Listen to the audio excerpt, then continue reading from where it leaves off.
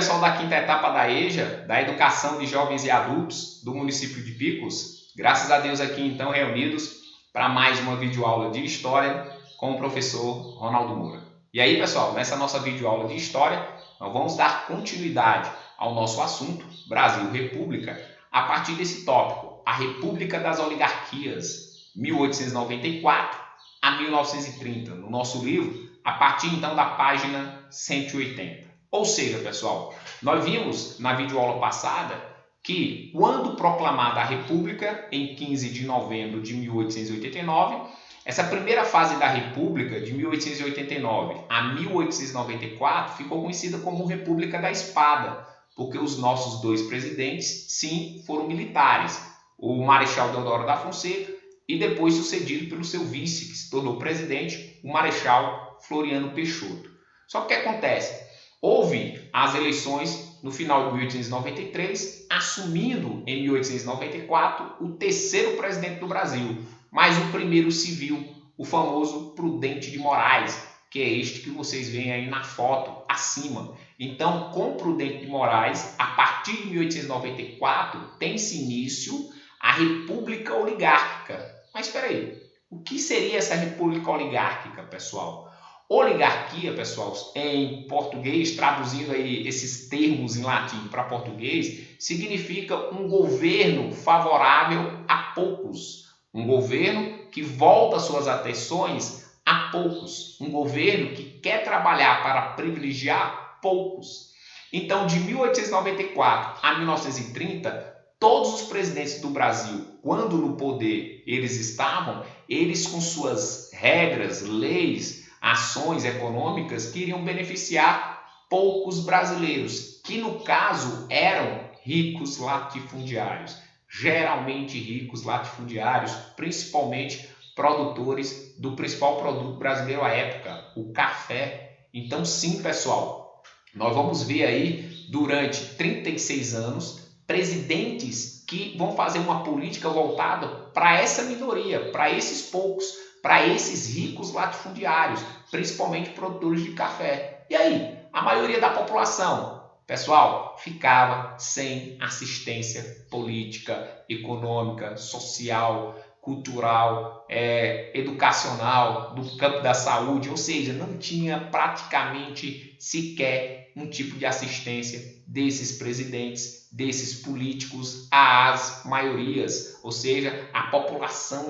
em geral, que era carente dessas assistências. Não é à toa, então, mais uma vez dizendo, que esse período ficou conhecido como República Oligárquica, políticos de prefeito, passando por governadores, chegando a presidente, trabalhando única e exclusivamente para as ricas classes de grandes fazendeiros, para esses grandes latifundiários, enquanto a maioria da população ficava então a ver navios, ou seja, sem nenhum tipo de assistência.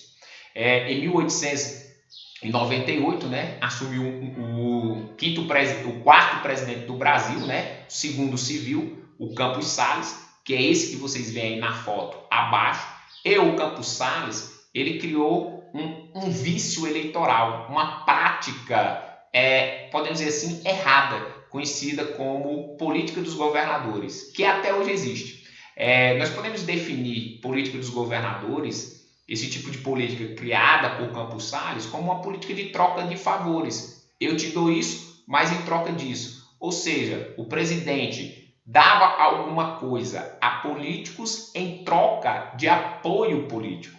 Como que isso aconteceu? O Brasil, à época, né, no tempo da sua presidência, atravessava uma grave crise econômica, tanto é que teve que captar empréstimos fora do país, como por exemplo na Inglaterra, ficando conhecido como Funding Loan. E aí o resultado disso, pessoal, é que ele tinha que ter a maioria no Congresso Nacional para aprovar os seus projetos, como por exemplo a captação desse empréstimo.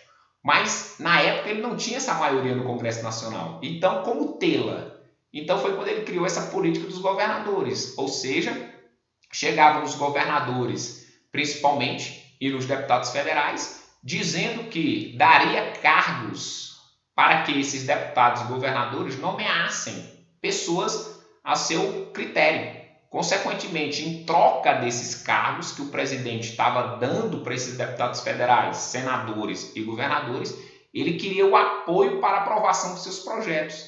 Então, essa política de troca de favores entre o presidente, deputados federais, senadores, governadores, ficou conhecido como uma política dos governadores. Em resumo, uma política de troca de favores, que a gente observa na nossa política até hoje em dia. Tá certo, pessoal? Ainda na página 180, a gente fala de outros vícios eleitorais. Porque sim, pessoal, durante a República Oligárquica, para esses ricos latifundiários se manterem no poder, manterem seus privilégios, sim, eles foram criando uma sistemática que a gente pode chamar de vícios eleitorais para que eles se mantivessem no poder, se mantivessem sendo privilegiados.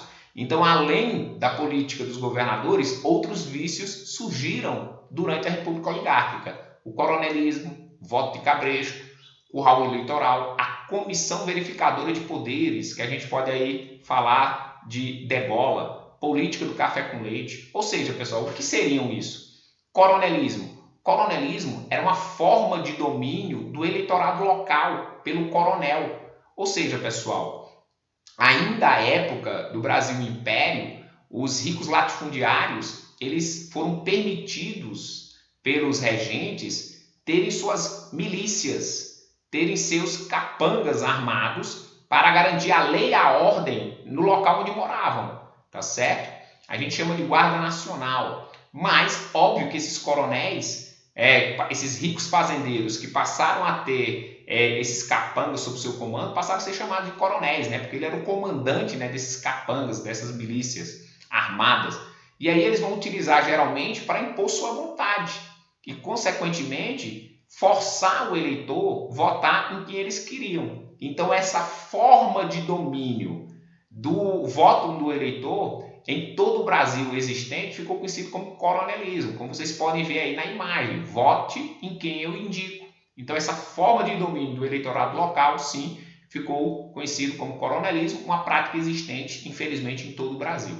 Voto de cabresto é a prática, ou seja, o eleitor ter que votar obrigatoriamente na indicação do coroné, porque ele está te dando um emprego, porque ele está te forçando de forma violenta você votar. Então, o voto de cabresto era essa obrigatoriedade do eleitor ter que votar na indicação política do coronel. Curral eleitoral era aquele local onde o coronel comandava os votos, ou seja, a sua fazenda, a cidade a qual ele comandava. Comissão verificadora de poderes. Isso aí foi criado, pessoal, para ser uma forma de manter sempre determinadas oligarquias no poder. Ou seja, tal deputado federal, tal senador foi eleito.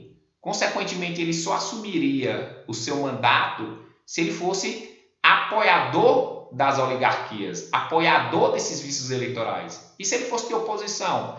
Essa comissão verificadora eliminaria o seu mandato, não permitiria o seu exercício político, ou seja, ele seria, entre aspas, o seu mandato degolado, ele não assumiria. Então veja a que ponto chegou a política durante a República Oligárquica. Só assumem políticos se forem favoráveis a esses vícios eleitorais que privilegiam a minoria às oligarquias. Se for contra, se for de oposição, a comissão verificadora degola, ou seja, não permite a sua posse.